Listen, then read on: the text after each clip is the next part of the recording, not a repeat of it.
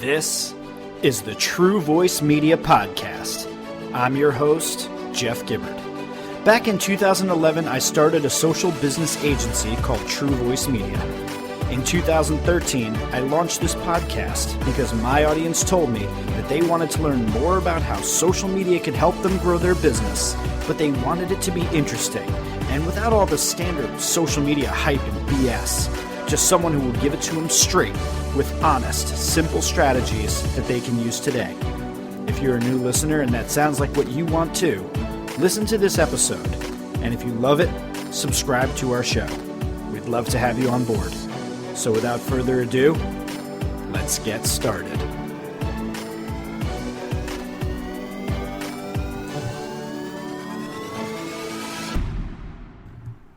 Hey everyone, my apologies for the interruption, but I need to pause real quick just to thank our sponsors and partners who make this show possible. Today I want to point out a partner of ours. It's a piece of software that we use called Contactually. Contactually is a CRM, and I know that when most people hear the word CRM, they let out a collective groan, because if they're a marketer or a salesperson, they probably have these painful memories of multiple months of setting up, reporting issues, unintuitive interfaces, just awful experiences. And realistically, most salespeople just want to be able to visualize their pipeline and keep in touch with the people who matter and who are important. How hard should that really be? But I'll tell you, when I think of CRM, I actually think of something different, because I'm staying top of mind with my network and I'm keeping in touch with my prospects. And when I meet someone at an event, I'm going to have a wealth of information about them and an email in their inbox by the next morning. How do I do it? Contactually. Contactually is a CRM that is designed to maintain relationships and close deals. I can personally tell you that it has been wonderful for our business. For small businesses and individual salespeople, Contactually is the CRM you've been waiting for. It took me about 3 to 5 hours to set it up initially, and after that I was keeping in touch with about 30 to 50 more people per week, and no, I am not exaggerating.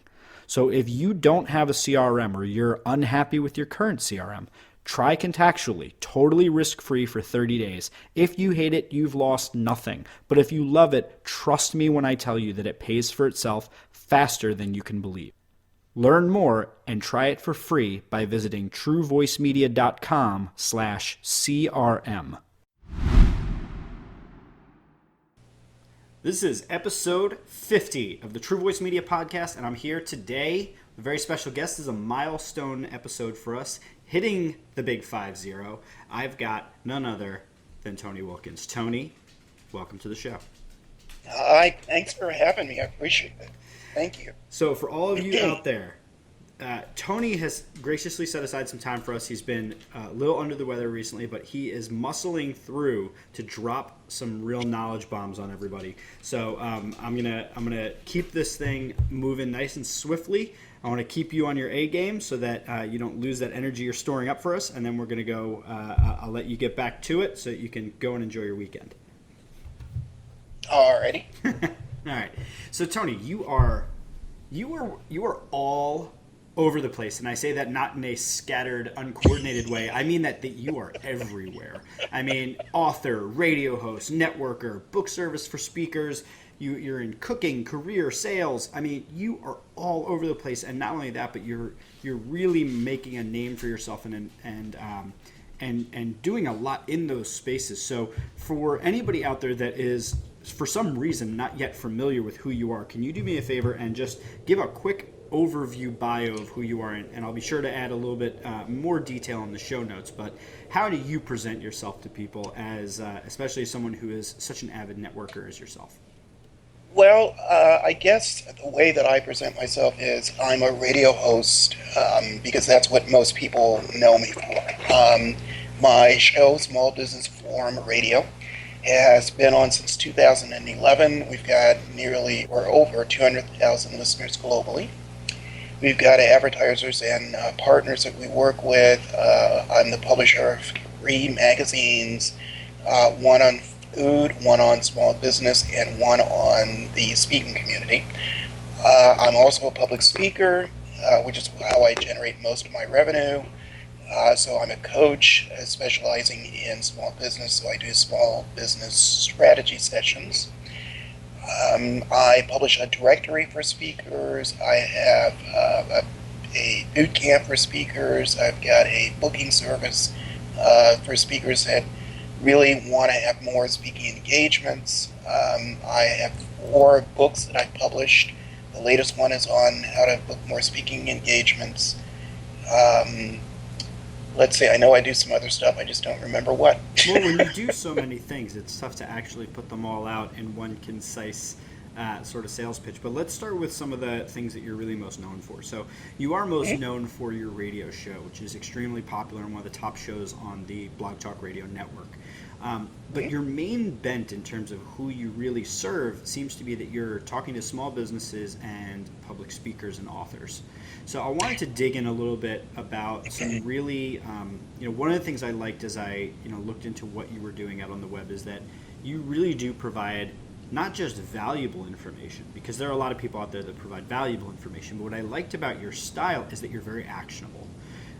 You provide very specific steps of like, hey, do this and expect this to happen, and if it doesn't, then do this. So it's very, very practical. So I wanted to dig in a little bit on some of your better tips for small businesses, for speakers, for authors, and one of the things I just want to let you know that I'm going to include in the show notes, if it's okay with you, is you had written this article in the Small Business Forum magazine in which you gave 17 marketing tips immediately followed by 13 PR tips. And you didn't name it that way, like in the age of BuzzFeed listicles. That's what you did. You thought these things up and you just kind of spit out all of this valuable, actionable stuff. So if it's cool with you, I'm gonna add that to our show notes. Sure. All right, cool. So Absolutely. let's start with small businesses. So you find yourself consulting a lot of small businesses.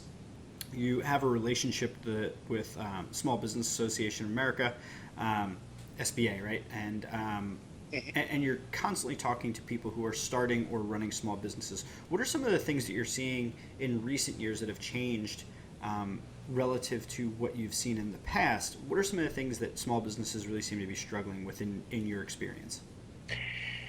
Well, that's sort of an interesting question because early in my career, and I've been at it for over 30 years, early in my career, I was a B2B telemarketer. So a lot of the companies that I was dealing with had to do with insurance brokers, mortgage brokers, janitorial companies, that sort of thing. And so the focus was really about sales and marketing, really how to do effective B2B telemarketing, which a lot of small businesses, didn't know how to do and didn't know how to get started and, what to pay a telemarketer and that sort of thing. What's interesting is that my career has shifted in the last decade or so, where I'm doing more, talks with speakers, how to make money as a speaker, how to do effective influential networking, which is a whole other subject, that sort of thing. And so what's interesting is that when I get in front of these small business owners, and it doesn't matter what industry, one of the main topics or one of the main tips that I give them is the best way to get new customers is to educate your target audience. So the best way to educate your target audience is by teaching. And that's sort of where the public speaking comes in. So when I teach at the SBA, or if I'm teaching in Fort Mason Center or private coaching, I get small business owners from every industry. It's not just speakers. And what they're looking to do is get in front of more people and generate more revenue. They're looking for more ways to do what they're currently doing, or better ways to do what they're currently doing. Because truth be told, the recession that hit us recently has sort of made small business owners redefine, redefine how we're going after business, how we're approaching new customers, how we are reaching out to them and marketing to them. And when a small business owner says, well, how can I teach about janitorial services to a group of my target audience?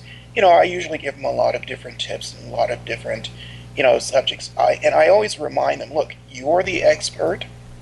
People have a tendency of hiring experts in their field. So if you come off as, yes, I'm the expert in commercial janitorial services, chances are if you got 20, 30 people in a room, you're going to get one or two new customers from them. What that also does is it sort of eliminates the need to get in front of a customer one-on-one or a prospect one-on-one. So it's sort of a whole new way of thinking about sales. Hopefully that answered your question. Yeah, it does. And given that there's a little bit of that overlap, you just kind of combined a bunch of different things that are your specialties, which makes perfect sense because they're all areas where you have influence and authority. But small businesses, speaking and networking, we're talking now about the idea that if you deliver some public speaking engagements with the right audience in there, that opens up opportunities for you to potentially do business with them. And especially if you present yourself as an authority or an expert in that field, that gives you an even better chance of it. I guess where I have a question about this in your experience, I've only been at this since 2011 in my own company, that is. And I'm very comfortable on stage. I am a natural extrovert, and I absolutely love the attention of being up in front of a group of people. One of the things I've had happen recently is even just having a client on video sometimes can take several hours of doing the same take over and over because they get nervous, they're not comfortable, they're not naturally extroverted or comfortable thinking on their feet or improvising their lines. What do you do when you're advising a small business owner, and this is a tactic that you're trying to coach them on? What's one of the first sort of things that you would advise them, or tips or tricks of how to get out of their own head and be able to be present in that moment to be able to take advantage of that opportunity? Well, I think number one, I would tell the prospect, I would remind them, you're the expert on this. A lot of times people feel like they have to have notes and they have to have, all sorts of tricks in order to educate their target audience. But if you're the expert, you think of it in terms of, if I'm going to meet with a person, I'm going to try and sell them on, a product or service, then I better know what I'm talking about, otherwise they're not going to hire me. So what I do is quite simply just remind them, look, you're the one with the information, you're the one who is the expert in your field, just tell them what you know, and make sure that you give them at least one useful tip that they can walk away with that's going to make them remember you later on. They may speak with, 5 or 10 different experts, but if you can leave them with something that they didn't know, or a new way of thinking about sales or running their business or whatever, now you've really got their attention. They're going to remember you, and that's kind of what you want. So you're talking very much about what in today's day and age is commonly being referred to as content marketing in a lot of ways. You're also talking about doing it in person and all that, but you're talking about really providing value through educational content or ideas and things like that. One of the things that struck me in the article that you wrote that I was referring to earlier with the 17 marketing tips and 13 PR tips is how willing you were to put it out there about traditional marketing, things like direct mail or telemarketing. And I know that's a lot of your background. I kind of want to get your take on the what you think the temperature is out there relative to traditional marketing versus digital, and if you've started to push your clients more into a digital space rather than a traditional space, or if there's still just as much value, it's about how you deliver it. So I'm curious what your thoughts are on traditional marketing and its current value. Well, it depends on how you use it. So, for example, I do very, very little direct mail campaigns because postage has just gotten frankly too expensive. So a lot of what I do is, email campaigns and social media and that sort of thing. So that's not something that I really promote, but I do tell clients, it's still an effective way of getting to people, because a lot of people will get spammed and they'll see an email, they'll delete it, they don't know who you are, that sort of thing. But if you can send them a direct mail, then at least they have to sort of read it before they toss it. And is it still effective? I think to a certain degree, to a lesser degree than it was maybe 10 years ago. I think that it's one of those things where you have to sort of see what works for you. Some products or services may lend better to direct mail. So, for example, if you're an insurance broker, you want some people to you want your target audience to call you. There might be a call to action on the direct mail piece. Whereas if you are in a different field, you might say, well, email works a lot better. It's more effective for me. For me, direct mail just got way too expensive, and I don't even remember when I stopped, but there was a point in my own business where I said, I'm getting better results and faster results just by sending out an email list, and getting in front of my target audience and teaching what I know. That seems to be working really, really well for me, but it may not be for everybody. In terms of telemarketing, I think telemarketing is still really effective regardless of what you're doing. And the reason why I say that is whether you are sending out a direct mail piece or an email piece, you still got to follow up on it. You still have to make sure it got to the right person. You still have to see whether or not there's an interest. And you cannot sell anybody anything unless there is a need. So you got to see whether or not there's a need for your product or service. The only way you're going to be able to do that is by asking the right questions, and that means you're going to have to pick up the phone. So telemarketing still works, in my opinion. Yeah, I mean, it's something that I've had a lot of clients ask about, things like direct mail and telemarketing and all sorts of offline promotions. And generally what my take is on it is that unless you're tying it back to something online or some sort of a call to action where you can measure it or capture them in some way, and measure the effectiveness of it, I'm generally very skittish about it. And maybe that's because a lot of the clients that I've dealt with over the course of my company have had limited budgets, so I tend to go towards things that are more measurable, which generally means that I'm in the digital space. But it is interesting to hear you talk about your experience with it and how it may have changed, and that you still do feel that there's some value there. So Absolutely. It's interesting to hear. There's one that I know that you and I definitely agree on, and one of the things that I really like is that I'm going to make a statement, and I'm going to assume that I think you agree with it. And that's Okay. that it's not about networking, it's about building a network. And I think that when people hear the word networking, they tend to think about these icky events in which they're handing out business cards or people they've barely even spoken to, and it's these kind of surface level conversations. Whereas I think what you've been very successful at doing, as evidenced by your reputation and just your online footprint, is that you've built a network, and that is people that you have actual real relationships with that you could call up, they know who you are, and you consider each other valuable resources. Would you agree with that idea that it's not about networking but instead building a network?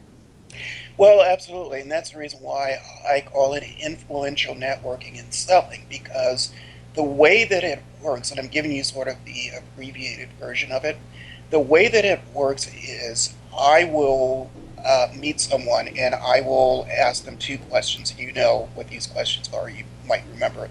I The certainly two do. questions, the two questions are, what do you need and how can I help? And those two questions always put people off in a good way because they never know how to answer them because nobody ever asks.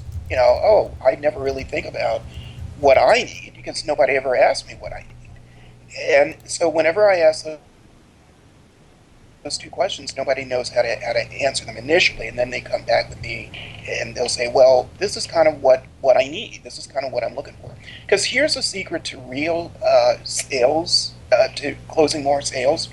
You cannot, and you heard me say this earlier, you cannot sell anybody anything until you know exactly what it is that they need. And so by asking those two questions, I know exactly what direction I need to take them in. Sometimes I'll learn that they don't have a budget or that they're not really interested in any of the products or services that I have. Or I might know, well, if they say, well, I'm looking to get more exposure, well, tell me what that means. Well, I'm looking to do for low-cost advertising. Okay, terrific. Now I can sell you an advertising package.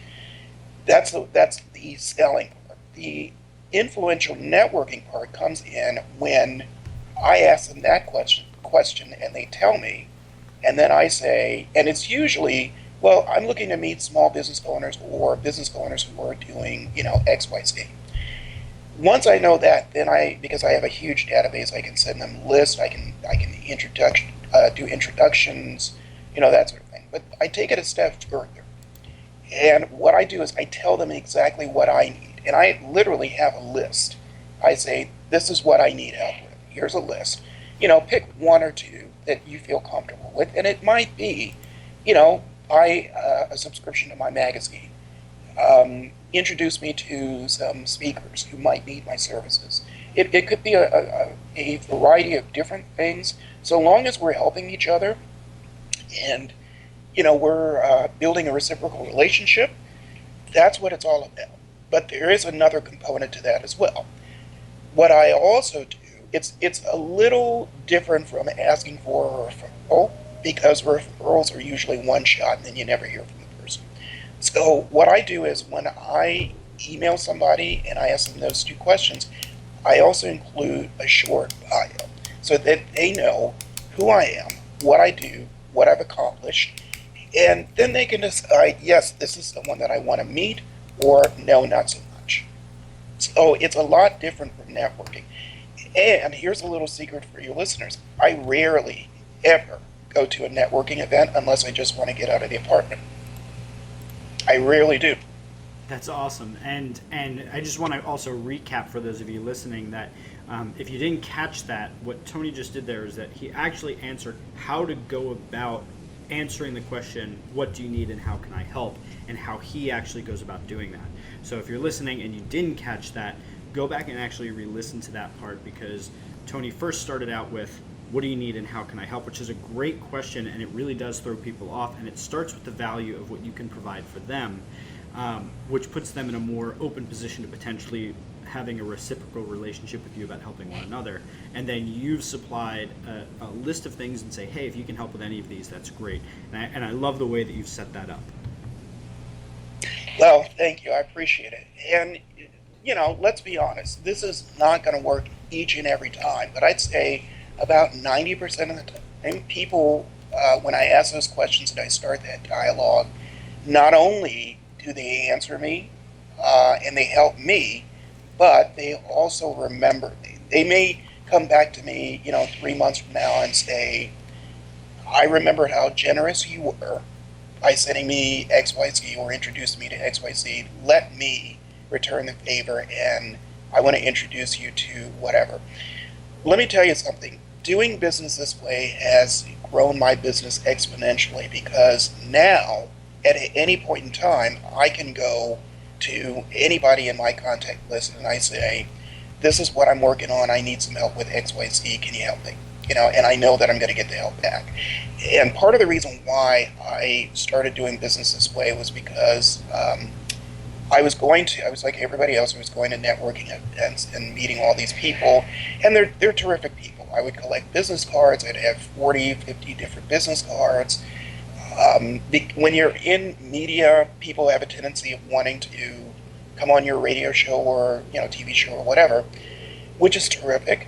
But what I was learning is that people just wanted their 15 minutes, and then I would never hear from them again, and it got really, really frustrating. So I said, you know what, I gotta figure out a better way to do this, and I've got to approach people a different way, because I'm not networking with people that I want to do business with.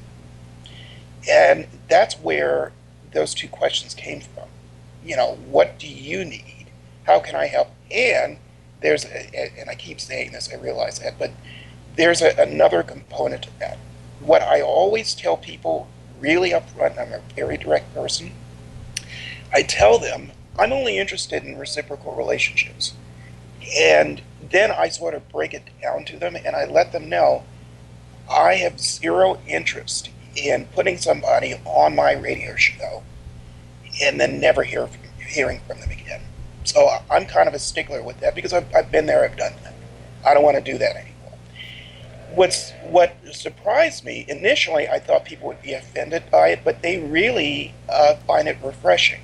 Oh, terrific. This is someone that I can I can really do business with on a long-term basis, and we're going to build a relationship. And they know that if they contact me once and I help them and they help me, they can contact me pretty much whenever. 10 years from now, they can contact me. It's great. Well, I'm You sure know. one of the reasons they find it refreshing, interestingly enough, I had some friends that are European, so people that I've met actually in Europe, and they said one of the things they've noticed about it's kind of a typical thing in America is that we tend to do that kind of like, oh yeah, we'll get together, or oh, love you, we'll talk soon, and it's this false it's this false sense of the relationship that exists. And I think by setting that stage and being clear, most people run away from confronting statements or even being completely upfront like that. By doing that, you're actually kind of shocking people out of that routine of, oh, let's get coffee, and not actually meaning it, by saying, look, I'm being serious here. Like, if you don't want that, that's fine. But if you do, here's what I'm looking for. And I think that makes it Yeah, really so much more powerful. absolutely. You also mentioned something rather interesting. I don't meet people for coffee. Anybody who knows me will tell you I don't meet for Is coffee. that because you And don't like coffee, or you don't like coffee meetings? no, no, I don't. I don't. And this is going to sound really arrogant, but I'm a one-man operation. If I met with everyone who wanted to meet for coffee, I would never get anything else done. And there came a point where I was meeting with so many people for coffee, um, that I would be out of my office the entire day, and then I'd come back and I'd feel like, okay, now I've got to catch up, now I've got to do whatever. So I typically, I mean, there are special occasions where I will meet with someone, and usually what I will do is I will say, well, I'm scheduled to meet with XYZ. Would you be interested in meeting them? And then I might meet with three or four different people, at once, and then we all have coffee. So it's for me, it's more of a time management thing, not so much a let's meet for coffee. Because to me, meeting for coffee is, let's shoot the breeze and let's sort of figure out how we can work together. Well, usually by the time I've met with them, I already know how we're going to work together or if we're going to work together. You know, so to me, that's sort of it not meeting for coffee, and I will meet them for virtual coffee. Let me be real clear with that, because I deal with business owners all over the world, and so like you and I are talking, I'm having my coffee right now. Terrific. We're doing an interview. I'm multitasking. I've got another interview immediately after this interview, and then I've got two other conference calls that I've got to do later on this afternoon. So for me, it's more of a time management thing rather than I don't want to meet this person or I'm antisocial or whatever. Yeah, Does that that all make makes sense. sense? That all makes sense. So one thing I wanted to see how you go about this, because you're kind of a champion for your time, and you really stand for the value of the relationships that you're engaging in and trying to build. And I think that's nice because it makes you come off as more reliable. It also helps you manage your time, all those good things. But you know as well as I do that once you start getting busy, it becomes more and more difficult to maintain these relationships, especially as your network grows. Into your point Absolutely. about coffee, I'm in the same boat. If I met with every single person that wanted some of my time, I wouldn't be sitting here talking with you right now. I'd be on my eighth cup of coffee. So I Absolutely. completely get where you're coming from. I guess my question is, how do you manage your follow-up process so that you're not one of those people that falls off the map, or that you're not one of those people that's seen as unreliable in maintaining those relationships? That's never really been a problem for me because my background, remember, is in B2B telemarketing. And one of the things that you learn is you close more deals or you close more appointments by following up. If you don't follow up, that's the number one rule with people who are not closing more deals. You gotta follow up. There are a lot of people that will send out direct mail pieces and emails and that sort of thing, which is what I said earlier, that they send it out, but then they forget to follow up and make sure it got to the right person or whatever. When I have a meeting with someone, it's on my tickler. I'll send them an email. Thank you so much for meeting with me or for speaking with me. I really appreciate it. Tell me what I can do to help you, or how we can help each other. And I mean it, and they know that I mean it. And the other thing is that you've got to be reliable. If you say you're going to send someone a list of 100 business owners, send them a list. And I usually will do that within 3 days. They will have a list.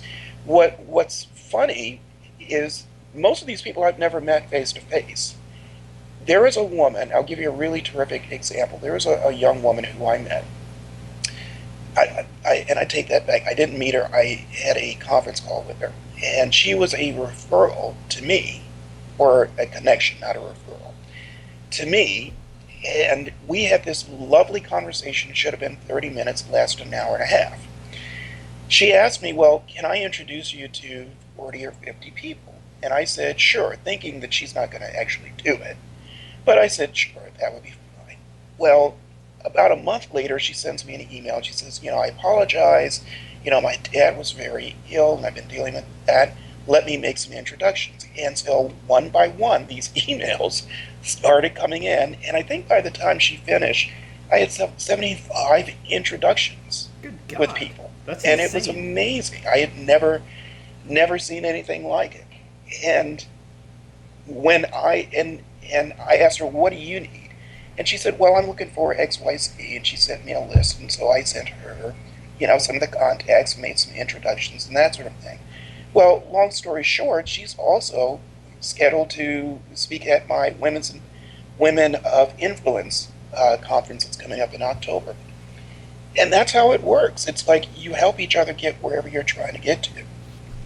Well, one of the things, just to echo that, you and I met via a mutual connection, and I'm not sure if you've ever met our mutual connection face to face, but then you and I got on the phone, and just to kind of reiterate what you said, you had, and this is also something that I think we've left out so far, but in addition to saying, what do you need and how can I help, you actually, for me, when we had a conversation, you actually offered up, here are several ways in which I can help.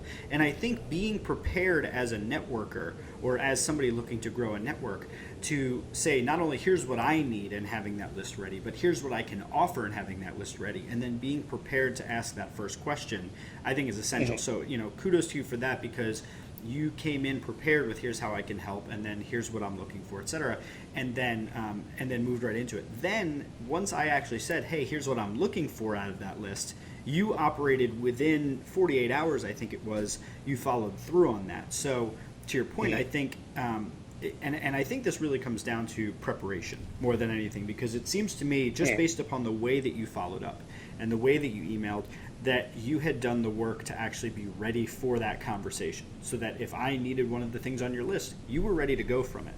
I think for anybody listening, that's just something that you can draw from this episode, that very similar to the quote that I always like, the quote from Abraham Lincoln, which is, if you give me 6 hours to chop down a tree, I'll spend the first 4 sharpening the axe.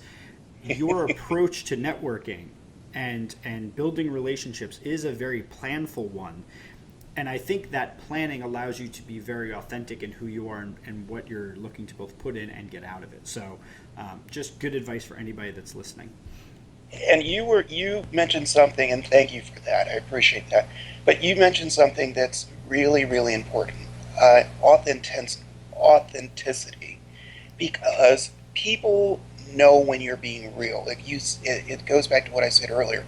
If you ask those 2 questions, be prepared to help in a meaningful way, and then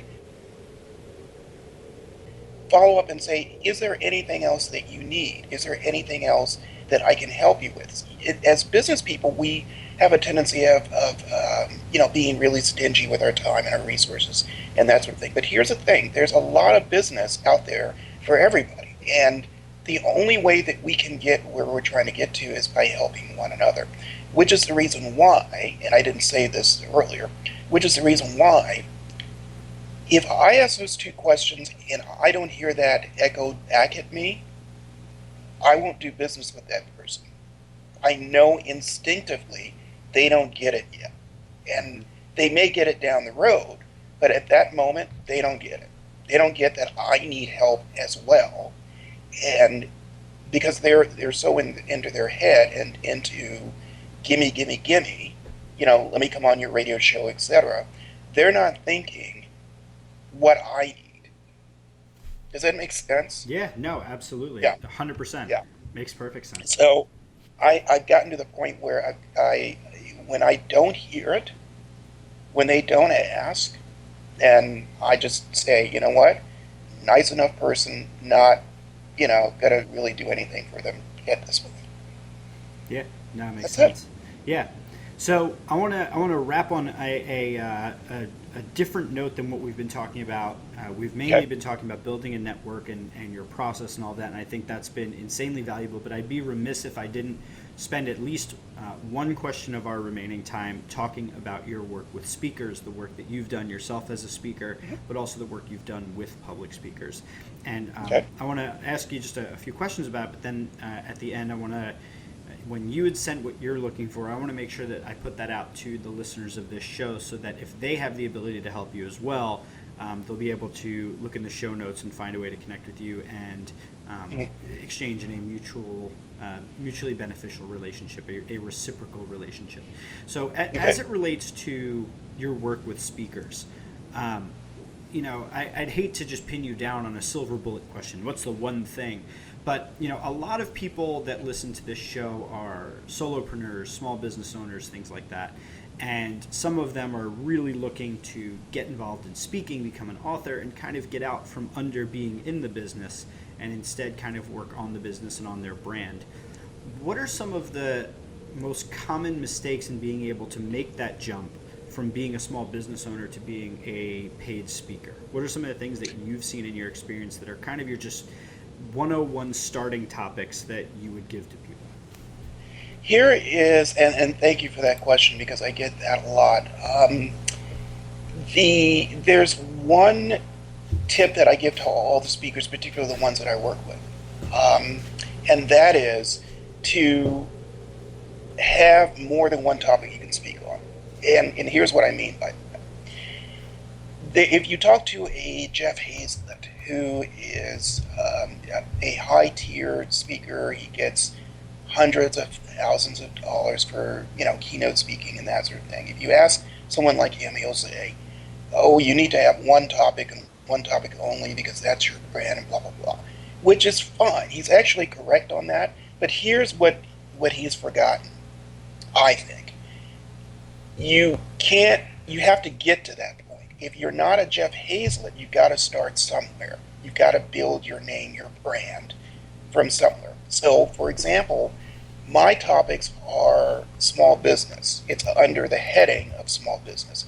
But I have 30 different topics that I can speak on. Everything from B2B cold calling to making money as a speaker, launching an internet radio show and making money at it, launching a internet magazine and making money at it. So all of that falls under the heading of small business. Small business. What a lot of speakers will do is they will say, "Well, I want to get in front of small business owners and people, that might be interested in hearing me talk." And what they do is they'll send a one sheet, and in my booking service, I'll send the one sheet to the event manager, and I'll say, "Well, this person speaks on anxiety." Well, that's all well and good. But if they're not booking someone to speak on anxiety and it doesn't have anything to do with small business, what's the point? They're going to go to the next speaker. So what I say is, okay, how does anxiety relate to your target audience? Particularly if you're trying to get in front of small business owners, does it relate to them? Can you tweak it and add some subtopics that are going to be applicable so that when the meeting planner looks at your one sheet, they can say, "Oh, okay, this person can speak on this, this, this, this, and this. That's great. Let's go on ahead and book them." What I also find interesting is speakers always make the mistake that if they find their topics interesting, their audience will as well. So in other words, they're speaking on something that they're interested in, but is not necessarily interesting to the audience. And that's where they make their mistake. because they're in front of people and they're talking about anxiety, or, and I'm just using anxiety as a topic. So they're talking about anxiety or alcoholism or whatever, and it's only applicable to maybe a few people in the room. Now you've got a problem because nobody's going to want to book you, nobody's going to want to buy any of your products or services. You also have to get in front of people that can afford to hire you after you speak, because that's how we make our money. You give a great talk, people, want to hire someone who's an expert in their field, and then they want to hire them as a coach. Terrific. What's your coaching package? What other services do you have? And then you make your money from that. But if you're not doing those things, if you're not having several different topics, not speaking to your audience on topics that are of interest to them, and not hedging your bets essentially, so that you get hired more, then you're going to have a really hard time making money. And I'll let everybody in on a little secret. While I'm looking for speaking opportunities for my speakers, I'm also looking for myself, because I'm a speaker as well. I never sent out my one sheet, and I'm booking probably 8 to 10 speaking engagements per month. The only thing I sent out is a bio. That's it. That's interesting. That's it. And so I have video of myself. I never send it out. I have, mostly because I hate how I look on video, but I have a video of myself, different at Academy of Art, and different, video or speaker reels and that sort of thing that I never sent out. The only thing I sent out is my bio. And I usually contact the meeting planners on behalf of my speakers, and I'll say, here is, a little bit about myself. And then I will get an email usually from the meeting planner saying, well, we've got a big event coming up. Can you speak on XYZ, or can you send me some topics you can speak on? And it's usually, making money as a speaker, influential networking and selling, maybe one or two others. And I usually will get booked. Interesting. So you're even going about it in a more trimmed down way, just kind of relying on the strength of the relationship you've already got in the bio. Well, the bio is, you've seen it. Mm-hmm. The bio is such that once they see the bio, they really don't need to look at anything else. They may ask me for testimonials. They may ask me, can you send me your rates, for coaching or whatever, and I'm happy to send that out. But that is what gets my foot in the door. That's what gets their attention. And once I get their attention with my bio, I will usually say, okay, have you had a chance to look at some of the other speakers that I represent? Because I want to if I get in the door, I want to bring them along with me. And then I will say, what do you think of some of the speakers that I sent you? Are there any that sort of piqued your interest? And then, we'll have a discussion and they'll say, well, this person, da-da-da-da, and then I take that back to the speakers and say, okay, this is what I think you need to do with your one sheet, tweak it. Got it. That makes sense. I was just going to ask you one more thing about the speaking thing, and it's on the tip of my brain. I've lost it. Maybe it'll come back, but I was going to say one more thing about the speaking, but I totally forgot it along the way. Just I had it, but now it's gone. So I want to leave the people with the one thing, just to recap what you said that's what I was going to say. I was just going to say, it's interesting advice you give to be able to speak on more than one topic, because since I've been speaking just in the beginning, I always was like, well, yeah, I could speak about that, because most of the time it was in the realm of social media, and that was kind of my umbrella. So I could talk about how it related to finance, how it related to healthcare, or how it could be used for marketing or a particular platform. So it's interesting to hear you give the advice that you have to be able to speak on multiple things, or at least be able to take your thing and make sure that it fits. And I think as a speaker, making sure that you're always working on creating a blend of information and entertainment is also another thing that I would encourage. I'm a big fan of Michael Port's philosophy of treating your public speaking not like speaking, but more like a presentation or like acting, a performance, he would say. I'm a huge fan of that because I've always been fairly theatrical and comical in my way of doing the public speaking. But I don't want to overload people with too much in the way of public speaking tips. I would love to potentially have you back on if you have time in the future to Sure. come and talk specifically just about public speaking and some of your best practices and advice and things you've done. But for all those that have been out there listening that want to get in touch with you, where are some of the places that they can go and be social with you or connect with you online to learn more about what you do? And I'll put them all in the speaker notes. Well, you can connect with me on Facebook. That's usually the easiest way, and that's Tony Wilkins, Wilkins. Some people spell it ENS, but it's INS. You can email me directly, awil267-487 and that's really the easiest way to connect with me.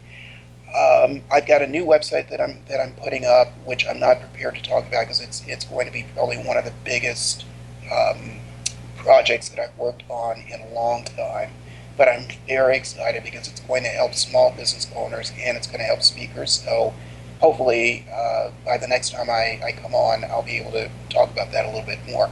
But I'd say either Facebook, LinkedIn, or directly through email. Those are the three best ways to reach me. Awesome. And for all of you out there that are listening, when Tony and I connected, he gave me a list of things that he's always looking for, and almost all of these are in some way mutually beneficial. So here's what you should keep your ears tuned for. One, if you're in need of more speaking engagements, Tony has a booking service that can help you actually get more speaking engagements. So if that's something you're interested in, please check in the show notes and contact Tony directly. You can learn more about his booking service. The second thing I want to point out is that he has a directory that actually lists speaking opportunities. So becoming a subscriber for that will also open you up to new opportunities to get more speaking engagements. And then if you're looking for a speaker, Tony, and I'd also like to throw my hat in the ring, I love public speaking as well. You can reach out to Tony directly and see if it's something that he can talk about, of which there are many, many topics. So those are three that I'll put out there, and as always, much like Tony, we're both always open to reciprocal relationships. So if you've been a listener for a while, or even just a first-time listener, and you'd like to speak with us one-to-one, I'm sure either of us would set aside a little bit of time to chat and see if there's a way that we can help one another. So for all of you out there listening, and Tony, again, thank you for coming onto the show. This has been a really kick-ass one. I really appreciate it. Thank you. Thank you for having me on it. And anytime you want to come on my show, I don't know if I actually got a chance to book you on my show. Yeah, I don't think we set aside the date yet, but you did extend the offer, so we'll have to we'll talk about that once we wrap up this episode. We'll talk about when we can get me on there, and I'll post those links out to my network as well. Just so you know, I'm going to name this episode "What Do You Need and How Can I Help?" And I think that's a great note for us to close on. Tony, thanks so much for joining us. For those of you listening, thank you for your continued support and listenership. This has been episode 50, and we hope you stay tuned for the next 50. You've been listening to the True Voice Media Podcasts, and you made it all the way to the end of the episode. I'm proud of you. But now that you're here, this is what we're going to need you to do. First of all, head on over to your favorite podcast platform and give us a rating. If you don't know where to start, go to truevoicemedia.com/feedback. Next, if you're not yet a subscriber, it's time you fix that. Head over to truevoicemedia.com/podcast to subscribe by iTunes, Stitcher, or email. If you really want to show us some love, visit our partners and sponsors who help make this show possible. I know the show feels free, but trust me, it's not. I sure ain't done publishing these episodes, so I sure hope you're not done listening. I'll see you on the next one. Take care.